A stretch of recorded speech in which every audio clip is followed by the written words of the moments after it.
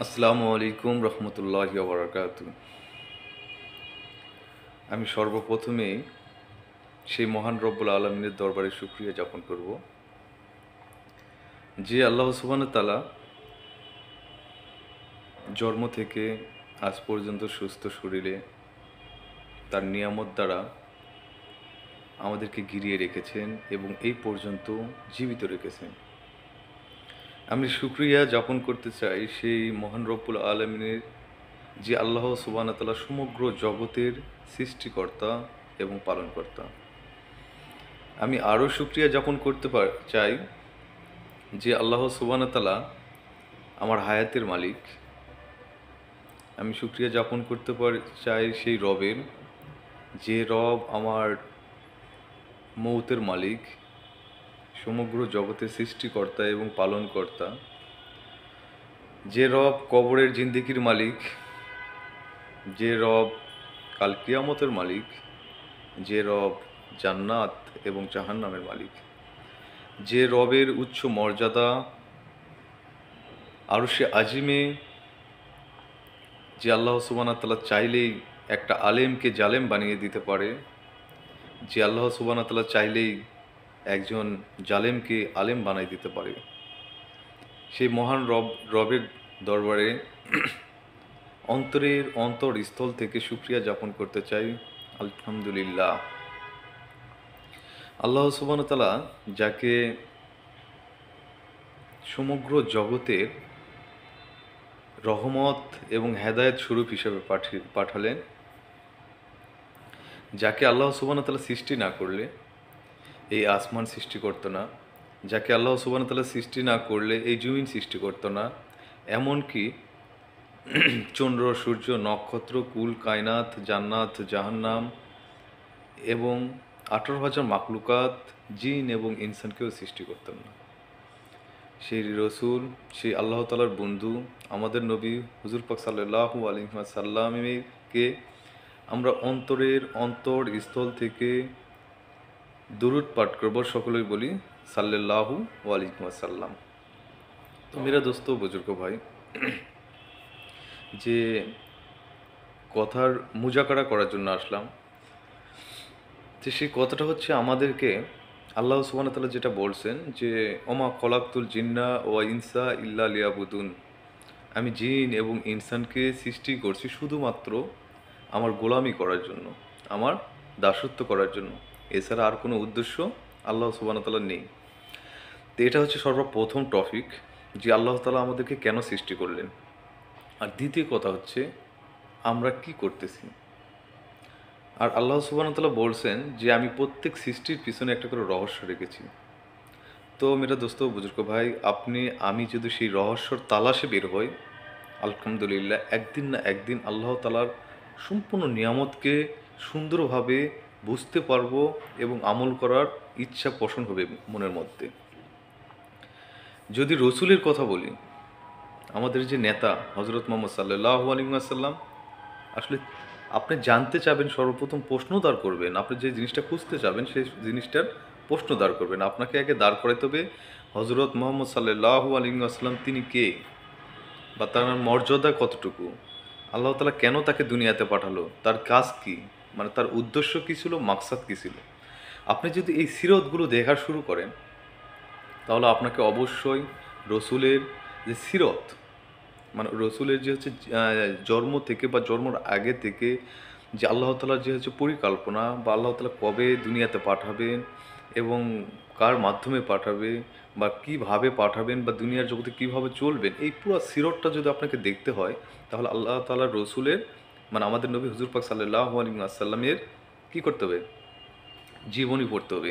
আর আপনি যে পড়বেন, কেন পড়বেন, আপনি যদি ধরে নিলাম আপনি মুসলমান না, হিন্দু বৌদ্ধ যে কোনো একটা ধর্মের হতে পারেন, কিন্তু আপনি তো মানুষ, আপনি ধরবেন যে তার এই যে মুহাম্মদ সাল্লাল্লাহু আলাইহি ওয়াসাল্লাম কে ছিলেন বা কে তিনি, বা তার কী কী কাজ করছেন। আপনি যদি একটা বেধর্মী হয়েও যদি আপনি এই বইটা যদি পড়তে থাকেন, আমার মনের তাকওয়া এবং বিশ্বাস, আলহামদুলিল্লাহ আল্লাহ সুবহানাহু ওয়া তাআলা আপনাকে আল্লাহ তাআলার রাস্তায় কবুল করে নিতে পারেন। কারণ আল্লাহ রসুল কিন্তু মুসলমানদের জন্য হেদায়েত স্বরূপ হিসেবে আসেন নাই দুনিয়াতে।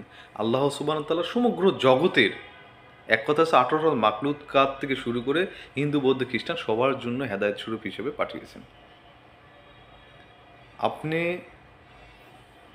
কাশেমি হুজুর একটা কথা বলেন, আল্লাহ রসুলের ইশারা যার দিকে পড়ছেন, ইশারা মানে নজর দিয়ে তাকাইছেন, এই হুজুর বলছেন যে তার ভাগ্য পর্যন্ত খুলে গেছে। আর যদি ভাগ্যই না খুলে যেত, তো মেম্বরে বসা অবস্থায় খেজুরের গাছ আর এরকম ছোট বাচ্চার মতো কাঁদতে থাকতো না। আর যদি ভাগ্যই না খুলে যেত, ওই যে খন্দকটা উহুদের যুদ্ধের কথা শুনছেন না, আবু দারদা রাদিয়াল্লাহু তাআলা আনহু, যে ঘটনাটা, ওটা খুব মজার একটা ঘটনা। ওটা বলতে গেলে অনেক বড় লং ভিডিও হয়ে যাবে, তা আমি কথা শেষ করতে চাচ্ছি। তো ওই যুদ্ধের সময়ে আল্লাহ রসুল হচ্ছে যুদ্ধের ময়দানে, এক সাহাবা কেরাম এসে আল্লাহ রসুলকে হচ্ছে এরকম পেটের জামা উঠায় দেখালেন যে ইয়া রসুল্লাহ, আমি কিছুদিন থেকে না খেয়ে। তা কথা শর্ট করে বলতেছি, আল্লাহ রসুল কী করলেন, অনেক কথা হওয়ার পর লাস্টে আল্লাহ রসুল হজরত মোহাম্মদ সাল্লাল্লাহু আলাইহি ওয়াসাল্লামের জামা উঠায় দেখে এবং বলায় যে দেখো আমার পেটের মধ্যে কয়টা পাথর বাঁধা। তো এই ঘটনা শুনে আম,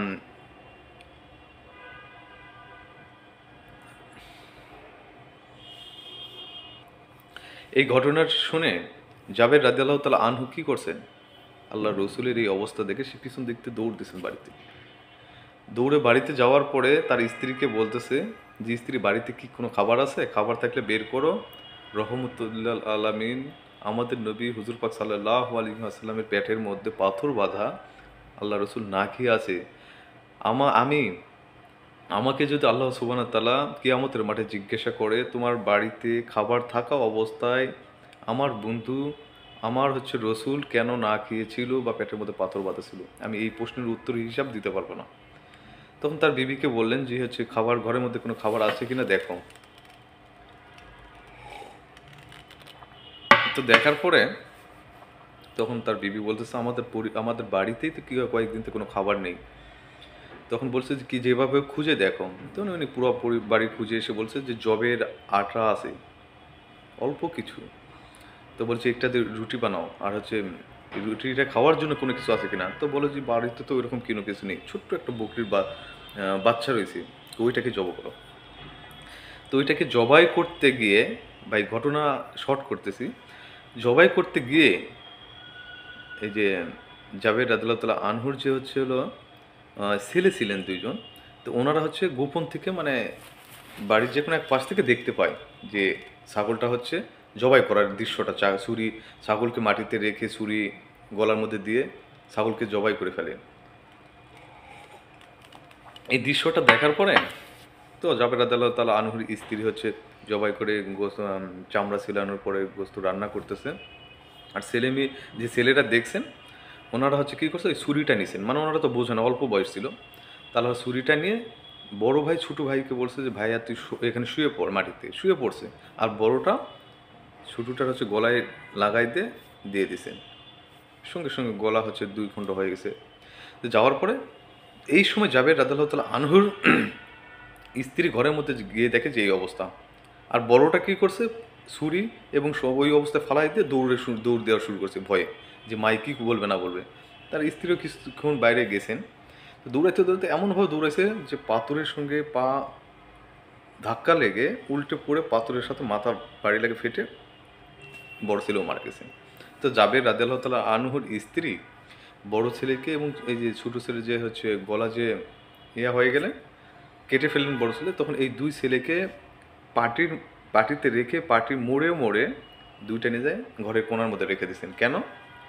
আল্লাহ রসুল আসবে, রসুলের জন্য যে খাবারের করা হয়েছে, আল্লাহ রসুল আসবে, আসলে কালে এই অবস্থা দেখলে তো খাবেন না। আর এর ভিতরে জাবের রাদিয়াল্লাহু তাআলা আনহু হচ্ছে যুদ্ধের ময়দানে গিয়ে আল্লাহ রসুলকে বলে যে ইয়া রাসূলুল্লাহ, আমার বাড়িতে আপনার হচ্ছে মেহমানদারি, অল্প কিছু খাবারের ব্যবস্থা করছি, আপনি আসলে আমি খুশি হব। এই কথাটা বলার পরে আল্লাহ রসুল তো একা একা আসেন। আল্লাহ রসুল বলে যে সাহাবা কেরামদের ডেকে বলছে যে জাবের রাদিয়াল্লাহু তাআলা আনহুর বাসায় আমাদের দাওয়াত। তখন জাবের রাদিয়াল্লাহু তাআলা আনহু বলতেছে, ইয়া রাসূলুল্লাহ, আমার বাসায় তো ওই পরিমাণে খাবার নেই যে এইরকম হচ্ছে 3 থেকে 3.5 হাজার সাহাবি দের সহ খাওয়া দাওয়ার ব্যবস্থা হবে। অল্প কিছু রুটি আর হচ্ছে একটু বকরির গোস্ত ছিল। তো আল্লাহর তখন এরপরে হচ্ছে জাবের রাদিয়াল্লাহু তাআলা আনহু বলে, ইয়া রাসূলুল্লাহ, আপনি যাদেরকে ছাড়তেই পারবেন না, যাদেরকে আপনি মানে যাদেরকে রেখে আপনি যেতেই পারবেন না, এদের কয়েকজনকে নিয়ে আপনি যান। তো ঠিক আছে, তুমি চিন্তা করো না, বাসায় গিয়ে ব্যবস্থা করো, আমরা আসতেছি। তো আল্লাহ রসুল কী করছে? আল্লাহ রসুল তো হচ্ছে রহমতুল্লিল আলমিন, কারণ সমগ্র জগতের একটা রহমত ছিলেন। আল্লাহ রসুল তো আর একা যাবেন না। তখন সমস্ত সাহাবা কেরামদেরকে নিয়ে জাবির রাদিয়াল্লাহু তাআলা আনহুর বাড়িতে যাচ্ছেন। আর জাবির রাদিয়াল্লাহু তাআলা আনহু বাড়িতে এসে তার হচ্ছে হলো বিবিকে বলতেছে, খাবার দাবার কি সব ব্যবস্থা হয়েছে? হ্যাঁ, সব ব্যবস্থা হয়ে গেছে। কিন্তু তার বিবির যে কতটা দিনদারিতা ছিল, তার ছেলের যে দুইটাই যে মারা গেছেন বা শহীদ হয়ে গেছেন, এই দুইটার কথা কিন্তু জাবের রাদিয়াল্লাহু তাআলা আনহুকে বলেন নাই। জাবের রাদিয়াল্লাহু তাআলা আনহুকে বলেন নাই। তখন না বলার কারণে এদিকে জাবের রাদিয়াল্লাহু তাআলা আনহু হচ্ছে দরজার বাইরে এসে দেখে যে আল্লাহ রসুল আসতেছে কিনা। তো দেখতে এসে দেখে যে পিপিলিকার মতো, মানে যে এই যে লাইন ধরে এইরকম আল্লাহ রসুল সবার প্রথমে, তারপর সব সাহাবিরা এরকম 3,000 থেকে 3,500 সাহাবিরা আসতেছে। তো এইটা দেখে জাবের রাদিয়াল্লাহু তাআলা আনহু বড় টেনশনে পড়ে গেলেন আর কি। একবারে প্রচুর টেনশনে, যে দাওয়াত দেওয়ার আগের চাইতে এখন বেশি টেনশনে পড়ে গেছে, যে মাত্র 10 থেকে 12টা রুটি আর এই 1.5-2 কেজি হচ্ছে বকরির গোস্ত, এই গোস্তটুকু দিয়ে আমি কী করবো? আমি কেমনে কারে দিব এখানে? টুকরাও যদি করে, এই টুকরাও তো রুটি পৌঁছাবে না। তখন এসে যেহেতু চলে এসেছেন, হাত ধোয়ানোর ব্যবস্থা করলেন, সবাই বসে পড়লেন। এদিকে জাবের রাদিয়াল্লাহু তাআলা আনহু গিয়ে আল্লাহ রসুলকে বলতেছে, ইয়া রাসূলুল্লাহ, মানে কানের কাছে গিয়ে আস্তে আস্তে ফিসফিস করে বলতেছে, ইয়া রাসূলুল্লাহ, আমি তো বড় বিপদে পড়ে গেছি। তখন তার পুরো পরিস্থিতিটা বললেন। বলার পরে বলে আল্লাহ রসুল বলছে, সমস্যা নেই, তুমি যে পাত্রের মধ্যে খাবার রাখছো, ওই পাত্রের যে উপরে যে পর্দা আছে, পর্দাটা সরাবা না।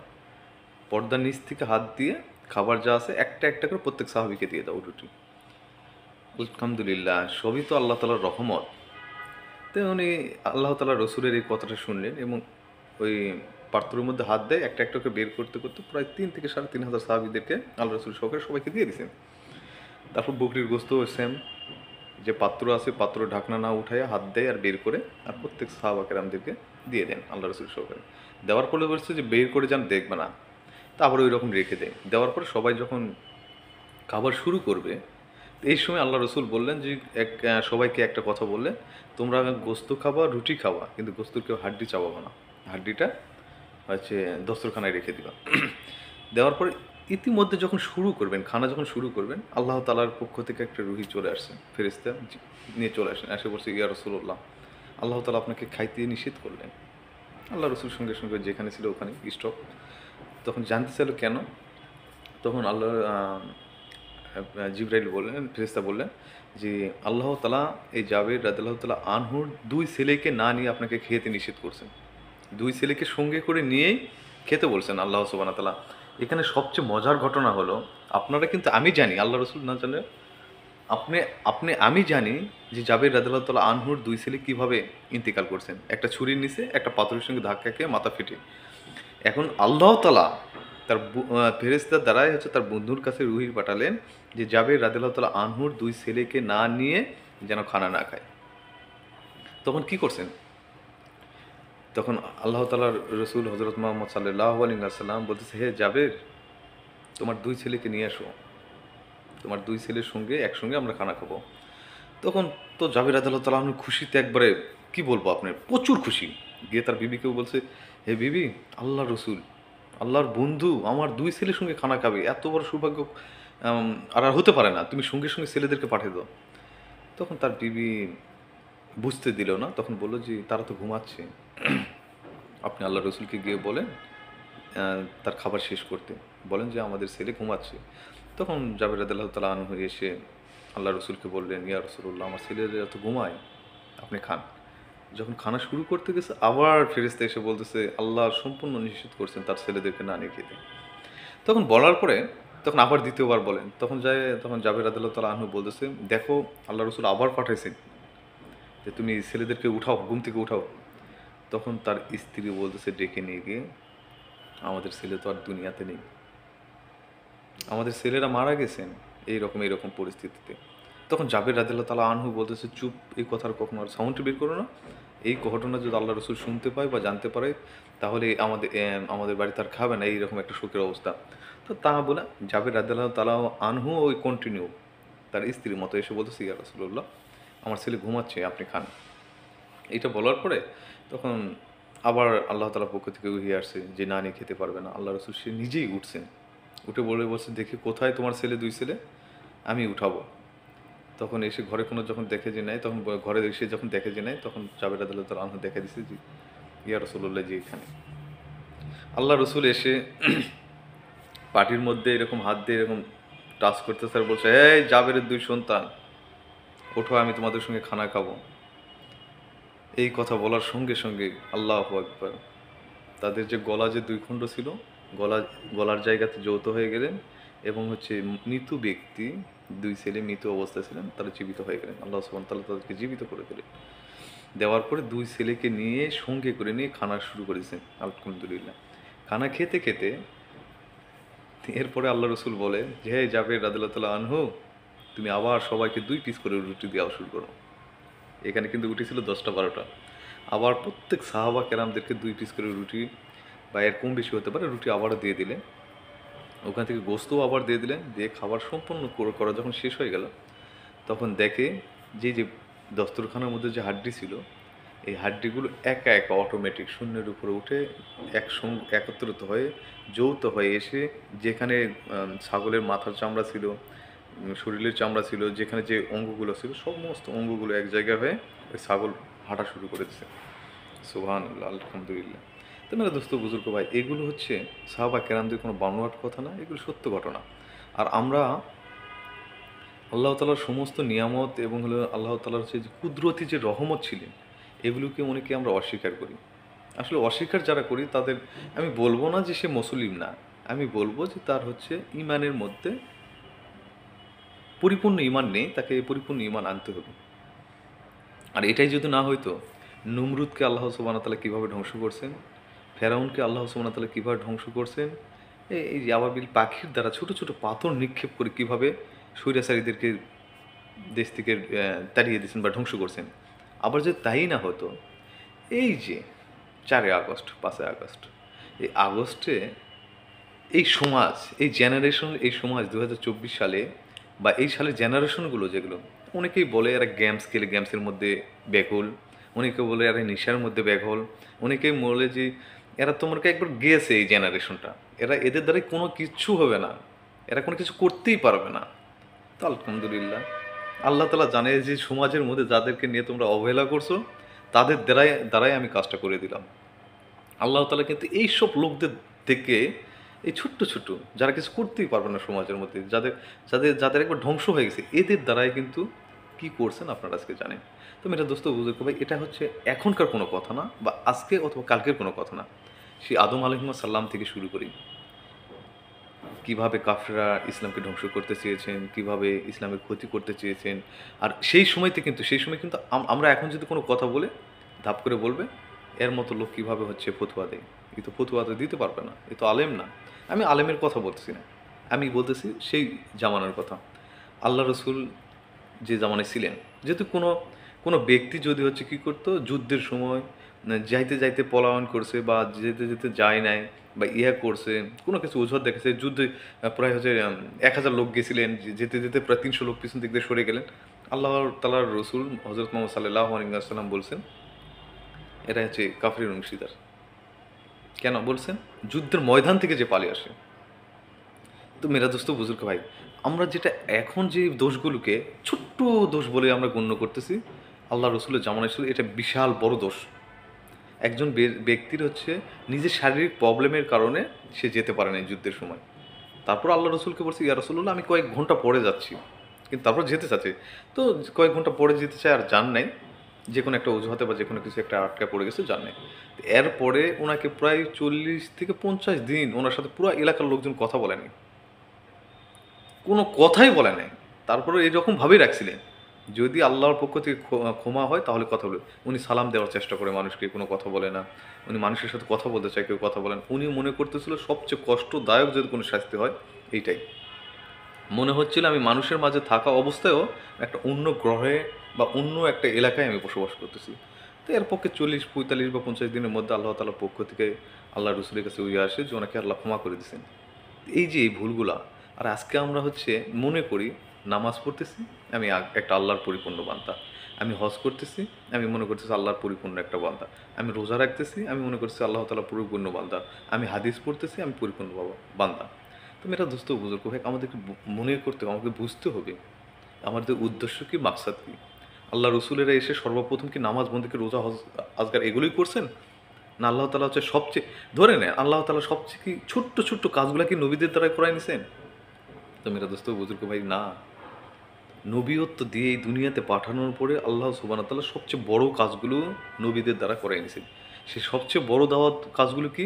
এটা হচ্ছে দাওয়াত। যে কোনো মাধ্যমে দাওয়াত হতে পারে। ধরেন দাওয়াত যদি না হয় তাহলে এই সমাজের মধ্যে কোনো ইবাদত হবে না। দাওয়াতই যদি না থাকে তা আমল থাকবে কোথা থেকে? প্রথমে দাওয়াত, এরপরে ইবাদত, মানে কোনোটা ছাড়া কোনোটা না। মুয়াজ্জিন সাহেব যদি মাইকের মধ্যে যদি না বলে আল্লাহু আকবার আল্লাহু আকবার এই বলে যদি ধ্বনি না দেয়, বা হাই আলে সালা হাই আলে ফালা, এই যে তোমরা নামাজের তোমার নামাজের জন্য আসো, যেখানে বলতেছে আল্লাহ বলতেছে আমি তোমাকে কল্যাণ দেবো, এই যে আহ্বান করা হচ্ছে, এরপর সমস্ত লোক মসজিদে এসে ইবাদত করতেছে। সেম সেম ঘটনা সেম। আপনি যদি একটা মঞ্চে ওয়াজের প্রোগ্রাম করেন, আপনি যদি এলাকাতে অ্যালাউন্স না করেন, অর্থাৎ দাওয়াত না যদি দেন, তাহলে দেখবেন যে বক্তাও আসবে, ওয়াজও শুরু হবে, কিন্তু কোনো দর্শক থাকবে না। এর অর্থগুলো হচ্ছে বহুত ব্যাখ্যা আছে এগুলোতে, কিন্তু এই ভিডিওর মধ্যে ব্যাখ্যা দেওয়া সম্ভব হচ্ছে না। তো এই যেগুলো আল্লাহ সুবহানাহু ওয়া তাআলা বুঝিয়েছেন, দাওয়াত নবীরা কী করছে, 13 থেকে 14 বছর আগে দাওয়াত দিচ্ছেন। দেওয়ার পর আল্লাহ সুবহানাহু ওয়া তাআলা বলছে তোমাদের উপর কি নামাজ ফরজ করলাম। তো মেরা দোস্ত বুঝতে দাওয়াত ছাড়া ঈমান আমল সম্পন্ন না। এখানে আরও হাদিস আছে, আপনি নিজে নামাজ পড়বেন, নিজে হজ করবেন, নিজে জাকাত করবেন, নিজে জাহান্নাম থেকে বেঁচে জান্নাতে যাওয়ার চেষ্টা করবেন, আপনার পাশের ভাইকে আপনি দাওয়াত দিলেন না, সে একজন মূর্খই থেকে গেল, সে একজন অন্ধই থেকে গেল।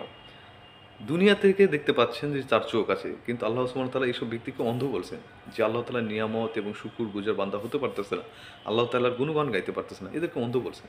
আর যারা ইবাদত বন্দেগী করে তাদেরকে আল্লাহ চোখ আছে এরকম বলে উল্লেখ করছেন। তাহলে অন্ধ ব্যক্তিরা তো ভুল করবেই, কারণ ওর চোখ দিয়ে দেখতে পারে না। আর আমি নামাজ পড়ি, আমরা দেখতে পাচ্ছি, তাহলে আমাদের দায়িত্ব, ইমানই দায়িত্ব। ওরা যেন গর্ত বা খালে বা কোথাও যেন না পড়ে, ওদেরকে আমাদেরকে পথ দেখাইতে হবে, সঠিক পথ। তো এর জন্য বলতেছি কিয়ামতের মাঠে জবাবদিহি বলতে একটা হচ্ছে আছে, আপনারা যারা হাদিস পড়েন বা পড়েছেন তারা জানবেন। জবাবদিহি এখানে বলছে নবী এবং রসুলগণদের থেকে যারা জ্ঞান এবং হেদায়েতের পথ পেয়েছেন, তারাই একটা পরিপূর্ণ জাতিতে পরিণত হয়েছে। এখানে কি বলতেছে, নবীদের কাছ থেকে যারা জ্ঞান এবং হেদায়েতের পথ পেয়েছেন তারাই একটা পরিপূর্ণ জাতিতে পরিণত হলো। তো এখানে আরেকটা কথা বলেছে যে নবীদের অবর্তমানে, মানে নবীরা না থাকার কারণে তাদের উপরে যে দায়িত্ব ছিল, সমস্ত দায়িত্ব এসে তাদের উম্মতের উপরে পড়ল। বোঝেন নাই মনে হয়, দুনিয়াতে একটা বুঝাই দিচ্ছি। আমার বাবা অথবা মা যদি মারা যান, বাবা মার হয়তো 5 থেকে 6 বিঘা জমি ছিল, 10-12 লাখ টাকা ছিল, এই টাকা এবং সয় সম্পত্তির দায়িত্ব কে পাবে, মানে এই সয় সম্পত্তিগুলো ভাগ পাবে কে?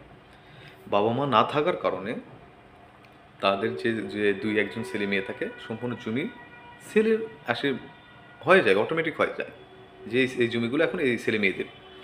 তো কথা হচ্ছে এখানে বাবা যখন থাকতে বাবার কাছে ছিল, বাবা চলে যাওয়ার পরে, মা চলে যাওয়ার পরে বাবার যে সয় সম্পত্তি আসে ছেলে মেয়েরা আমরা ভাগ করে পেলাম। তো রসুলরা চলে গেলেন, আমাদের নবী হুজুর পাক সাল্লাল্লাহু আলাইহি ওয়াসাল্লাম যাওয়ার পরে মানে আর কোনো নবী আসবে না, আল্লাহ তাআলা নবীর তো দরজা বন্ধ করে দিয়েছিলেন। তো এই যে নবী চলে গেলেন, নবী হলো কাজ কে করবে, নবীদের দায়িত্ব কে করবে, নবীদের সিরতকে ধরে রাখবে, নবীদের আদর্শকে ধরে থাকবে, মুসলমানকে এরকম শক্ত হাতে কীভাবে করে রাখবে, এই শিকলটা ধরে রাখবে। আপনাকে আমাকে দাওয়াতের কাজ করতে হবে, আপনাকে আমাকে আল্লাহর হুকুম মানতে হবে, রসুলের সুন্নতগুলো মানতে হবে। না মানলে আপনি আমি মুসলিম হলাম কিভাবে? আমরা শেষ নবীর উম্মত বলে যে দাবি করতেছি, শেষ নবীর উম্মতের কিছু তো নমুনা নিজের মধ্যে থাকতে হবে। আপনার চুল কাটানো সুন্নত তরিকা আছে কিনা, চুল কত বড় বড় আছে, এগুলো ম্যাটার করে। আপনি কি নবীর সুন্নত পরিপূর্ণভাবে দাঁড়িয়ে রাখেন কি না, আপনি জামা কাপড় কীভাবে রকম পরতেছেন, কীরকম পরতেছেন, এগুলো প্রত্যেকগুলো ডিজার্ভ করে, প্রত্যেকগুলোর উপরে আপনাকে ফলো করতে হবে। আপনি যেরকমভাবে আপনি নবীকে ভালোবাসবেন, নবীর ভালোবাসা আপনি ততটুকু পাবেন। আল্লাহর সাথে যেরকম সুসম্পর্ক রাখবেন, আল্লাহর পক্ষ থেকে আপনি নিয়ামতগুলো সেরকম পাবেন। আপনার আশেপাশে যে ভাই ভাই বোনেরা আছে, এদের সাথে যেরকম সুসম্পর্ক রাখবেন, ওদের কাছ থেকে ওইরকম সুসম্পর্ক পাবেন। তো মেরা দোস্ত বুজুর্গ ভাই, আর ভিডিও লম্বা করলাম না। সকলেই ভালো থাকবেন, সুস্থ থাকবেন, আমার জন্য দোয়া করবেন। আমি সর্বপ্রথম আল্লাহ তাআলার কাছে ক্ষমা চেয়ে নিচ্ছি, যারা আমার এই ভিডিও বা এই যাই কথাগুলো শুনছে, আমার এই কথাগুলোর মধ্যে যদি কোনো ভুল ত্রুটি থাকে, আল্লাহ সুবহানাহু ওয়া তাআলা যেন প্রত্যেকের মাথার মস্তিষ্ক এবং স্মৃতি থেকে ওই ভুল কথাগুলো মুছিয়ে দেন, এবং আমার মুখ থেকে যদি কোনো সত্য এবং যদি সৎ কথা যদি বের হয়ে থাকে, আল্লাহ সুবহানাহু ওয়া তাআলা যেন সেই সৎ কথাগুলো তাদেরকে সহকারে আমাকেও মানা এবং বোঝার তৌফিক দান করেন। সকলে ভালো থাকবেন। আসসালামু আলাইকুম রহমতুল্লাহি ওয়া বারাকাতুহু।